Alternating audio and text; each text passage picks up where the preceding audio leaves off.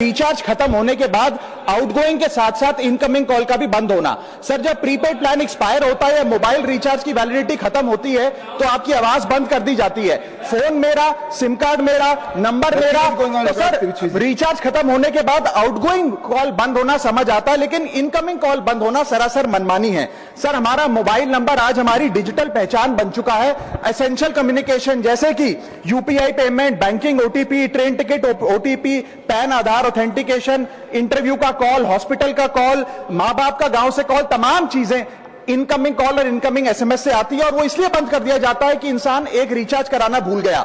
Sir incoming call बंद करना is not stopping of a service, ये हमारे राइट टू कम्युनिकेशन को स्टॉप करने जैसा है। सर जैसे आपका आधार कार्ड इसलिए एक्सपायर नहीं हो जाता कि आपने डिटेल अपडेट नहीं करी, या आपका बैंक का खाता इसलिए बंद नहीं हो जाता कि आपने मंथली डिपॉजिट जमा नहीं किया, या आपका वोटर आईडी इसलिए सस्पेंड नहीं हो जाता कि आप एक चुनाव में वोट डालना भूल गए, ठीक उसी तरह आपका मोबाइल नंबर इसलिए सस्पेंड और डीएक्टिवेट नहीं होना चाहिए कि आप एक रिचार्ज भूल गए। सर मैं सदन में फ्री आउटगोइंग की मांग नहीं कर रहा, फ्री डेटा की मांग नहीं कर रहा, लेकिन इनकमिंग कॉल फैसिलिटी की गारंटी होनी चाहिए। मेरी 3 स्पेसिफिक मांग है। पहली, प्रीपेड मोबाइल कनेक्शन में इनकमिंग कॉल और इनकमिंग एसएमएस कम से कम 1 साल तक कंटिन्यू रहे, चलता रहे from the date of the last recharge, ताकि एसेंशियल कम्युनिकेशन चलती रहे। दूसरी, deactivation of the mobile number after 3 years. ऐसा ना हो कि आपका मोबाइल नंबर किसी को आपका मोबाइल नंबर बंद करके किसी और को अलॉट कर दिया जाए। कम से कम 3 साल का ग्रेस पीरियड देना चाहिए from the date of the last recharge. And third demand, mobile operator should introduce a low cost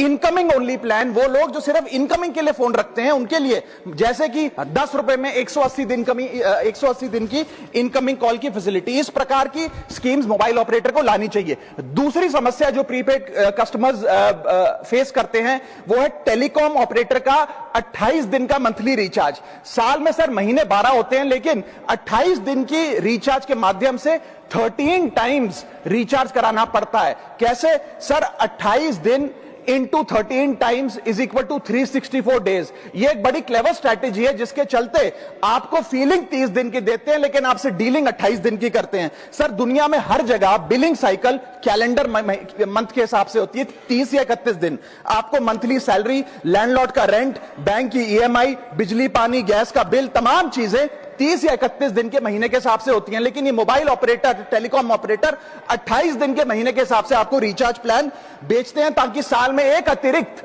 recharge आपको मिल जाए।